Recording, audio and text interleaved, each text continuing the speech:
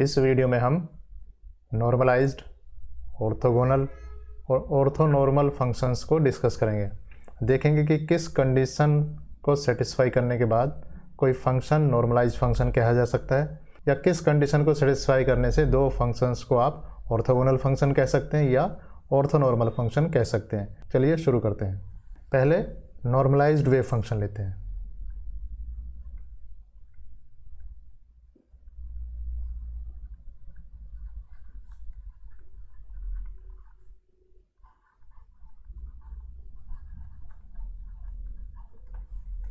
देखिए, wave function को हम डिनोट करते हैं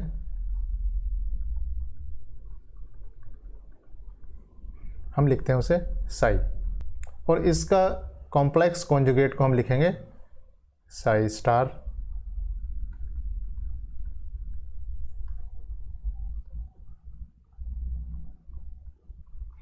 और जो क्वांटिटी है साई स्टार साई,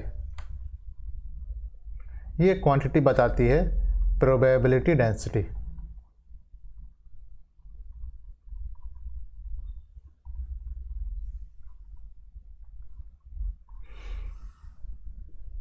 और इस डेंसिटी को अगर वॉल्यूम एलिमेंट से मल्टीप्लाई कर दें तो psi star psi multiplied by volume element D tau, ये कह सकते हैं probability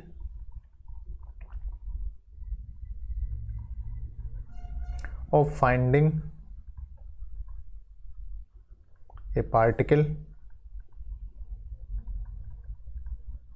in volume D tau. तो जो वेव फंक्शन साई था उसका फिजिकल सिग्निफिकेंस है कि Sai star Sai probability density को शो करेगा। इसका मतलब किसी रीजन में पार्टिकल के पाए जाने की प्रोबेबिलिटी ये बताएगा साई स्टार साई। तो साई स्टार साई को वॉल्यूम से मल्टीप्लाई करेंगे, that will give the probability of finding a particle in volume element.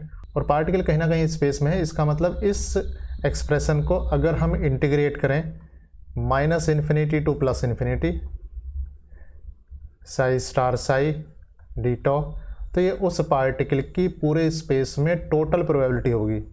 और चूंकि टोटल प्रोबेबिलिटी होगी 1, तो इसे 1 कह सकते हैं। तो अगर ये 1 आ रहा है तो हम कह सकते हैं कि साई नॉर्मलाइज्ड फंक्शन है। तो इस केस में psi is called normalised wave function.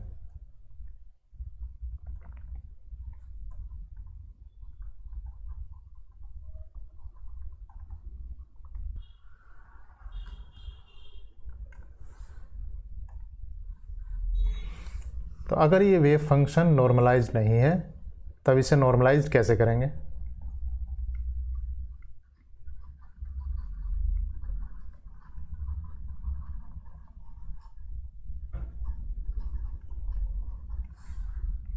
इसका मतलब है जो साई है वो नॉर्मलाइज नहीं होगा, लेकिन फिर भी psi star psi that will be proportional to probability density.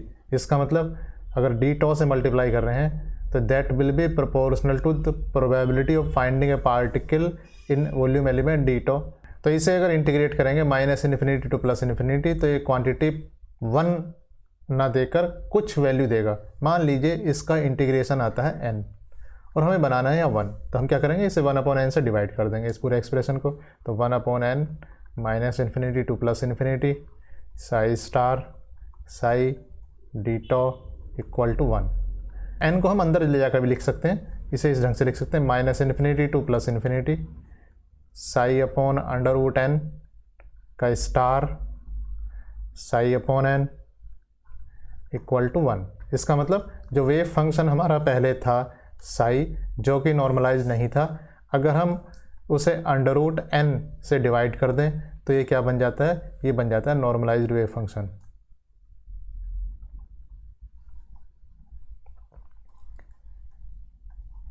अब n कहाँ से निकालेंगे?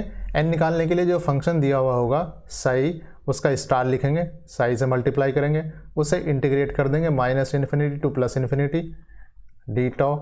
ये वैल्यू जो भी देगा वैल्यू उसे हम कह देंगे n वैल्यू। उसके अंडर से हम फंक्शन को डिफाइन करेंगे, that will give a new function और that function will be a normalised wave function. अब दूसरा लेते हैं ऑर्थोगोनल वेव फंक्शन।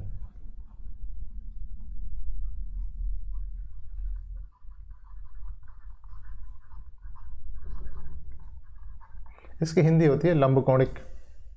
ऑर्थोगोनल का मतलब परपेंडिकुलर। तो कुछ ऐसा है जैसे दो वेक्टर हैं, एक वेक्टर ये है, दूसरा वेक्टर ये है, ये परपेंडिकुलर 90 डिग्री। इसका मतलब ए वेक्टर ये है, अगर ये बी वेक्टर है तो आप कह सकते हैं a dot b equal to 0। तो ये भी ऐसा ही है ऑर्थोगोनल। एक वेव फंक्शन है, वेव फंक्शन अगर मैं कहूँ वन वेव फंक्शन कितना है, साई एम है। दूसरा wave function, second wave function,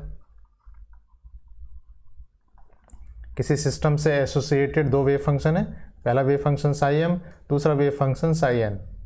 तो अगर मैं कहूँ साई एम स्टार मतलब complex conjugate of psi m multiplied by psi n, या साई एन का कॉम्प्लेक्स कॉन्जुगेट निकाल दूँ और उसके साथ साई एम को लिखूँ और इन्हें इंटीग्रेट कर दूँ, कहाँ वॉल्यूम एलिमेंट डी टो लिखूँ और इसे इंटीग्रेट कर दूँ over whole space minus infinity to plus infinity. यहाँ भी minus infinity to plus infinity d tau. ये वैल्यू कितनी आ रही है, अगर ये वैल्यू अगर 0 है, या कह सकते हैं ये वैल्यू अगर 0 है, तब उन फंक्शंस को कहेंगे ऑर्थोगोनल वेव फंक्शन। ये दो डिफरेंट वेव फंक्शन है। तो डिफरेंट वेव फंक्शन होने का मतलब यहाँ m not equal to n है। अगर m इक्वल टू n हो जाएगा तो सेम वेव फंक्शन हो जाएगा। इसका मतलब यहाँ भी क्या है, m इक्वल टू n है। अगर ये कंडीशन सेटिस्फाई हो रही है, इसका मतलब फंक्शन कैसे कहेंगे, उन फंक्शन को हम कहेंगे ऑर्थोगोनल वेव फंक्शन।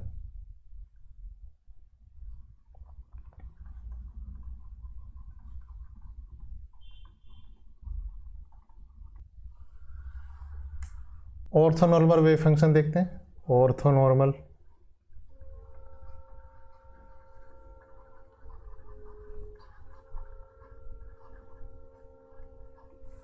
इसका मतलब है ऑर्थोगोनल वेव फंक्शन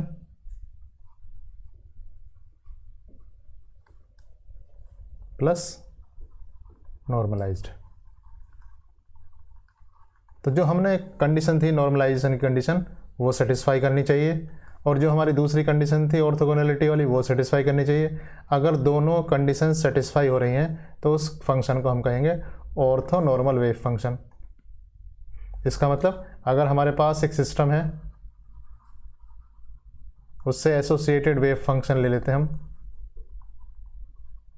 कितने, एक साई एम और दूसरा साई एन, और इसमें फिर हम वही कंडीशन लगाते हैं कि psi m star psi n. तो ये वैल्यू कितनी देना चाहिए, ये वैल्यू देखिए जब m इक्वल टू n होगा तब ये पहली वाली कंडीशन नॉर्मलाइज्ड वाली कंडीशन बन जाएगी। जब m not equal to n होगा तब ये ऑर्थोगोनलिटी वाली कंडीशन बन जाएगी। तो इसे हमें क्या करके लिखना पड़ेगा, इसका integration minus infinity to plus infinity d tau should give two values, और उसको हम लिख देते हैं डेल्टा फंक्शन। तो ये क्या है एक्चुअली, ये है डेल्टा फंक्शन।